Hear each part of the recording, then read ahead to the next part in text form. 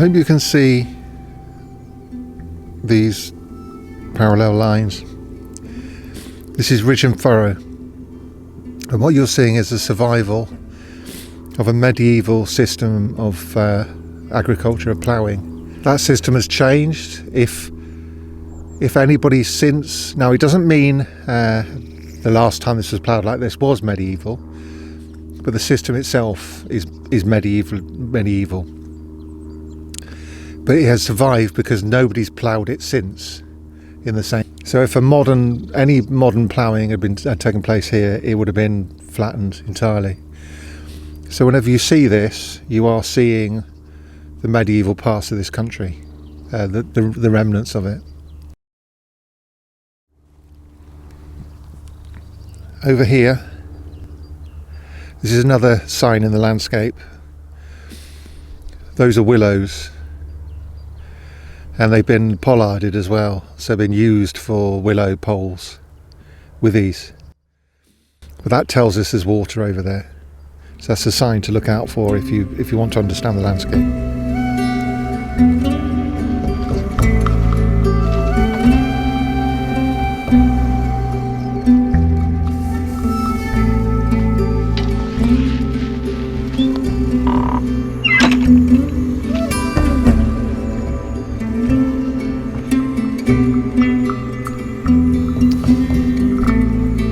The Middle English perambulation also mentions a greenway. Greenway is probably the better pronunciation, but it means greenway, not grey. It's the way you pronounce your E's, and we know what green lanes are for, and therefore, blimey, I'm being observed. I've got an audience. Hello chaps, chapesses.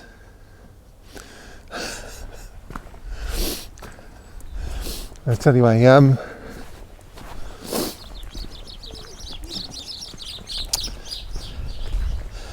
green lanes, greenways are for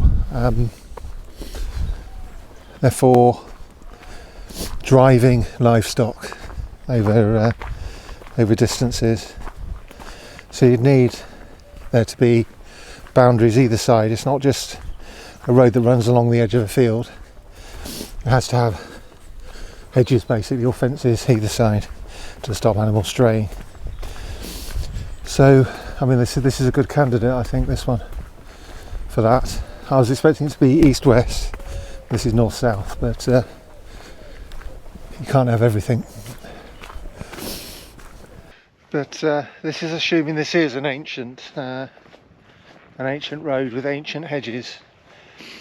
Some hedges go back hundreds of years, but I mean, it could have been something to do with, in this country, they did the Enclosure Acts, and part of a lot of enclosures was setting up good roads with good boundaries and good hedges that tend to be quite straight, and this is quite straight.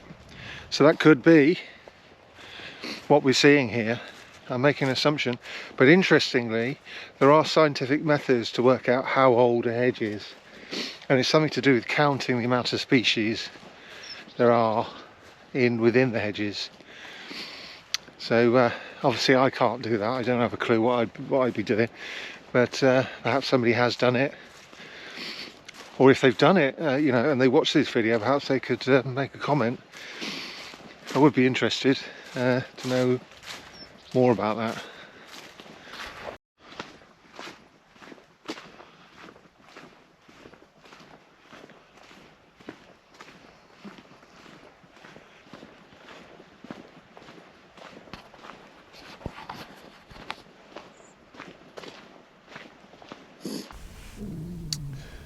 We're actually in the village of Bledington now. We've crossed the border, well, quite a while back, and it's an interesting name because when you see a village name that's got ing in the middle of it, Codrington, whatever, Brislington, that ing means the followers or the sons of somebody.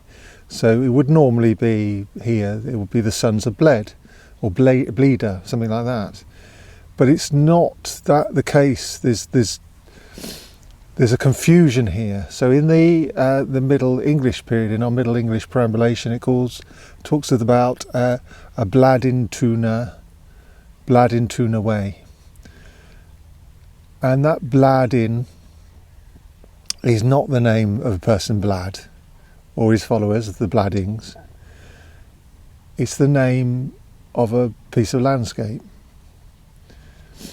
So there's a river that passes close within the parish, and that's today called the Evenlode, and it's a very romantic name and nobody wants to see it lost, but it's not the authentic name. It's called the Evenlode today because it goes past the village of Evenlode further on up the valley, but its real name, its name in the Anglo-Saxon charters, in the name given to it by the English, is the Bladen. And that's what we're seeing here. It's the village next to the Bladen River. The brook to my left is the Westcote Brook, and that's named after the village of Westcote, which is on the other side. But in the Old English Charter of Icomb, this combe that we're walking through, that the brook goes through, is called the Icancomb, which is Ica's combe.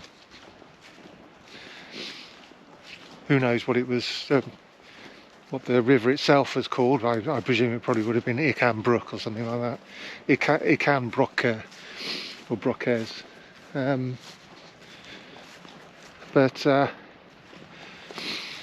it has another name as well in the Middle English perambulation. It is named as the Icacomb. I don't know Middle English properly. I mean, it probably means coxcomb. There's a couple of fields in Westcote, in Westcote, that are called Cook's Field, or Cook's Enclosure, whatever they are. But those are in the 1810 enclosure, I believe, where the government, basically by Act of Parliament, broke the land up and redistributed it. And to do that, they had to do surveys to make sure they had as much information as they needed to start the process. And so we have a lot of information about field names and who owned the land, which is very, very interesting. And you can trace these names back to, I mean, I reckon Cook's Field is named after Cookiscomb, or Cockiscomb. But there's another Hinton, St Mary Hinton, I found on the tithe map. The word Sturt, which is Old Sturt Field or Sturt Mead or something like that, and that is Old English for tongue, and it was a tongue-shaped piece of land, as if literally, your tongue's shape. And so these things, land is quite conservative. Old ideas stay a long time.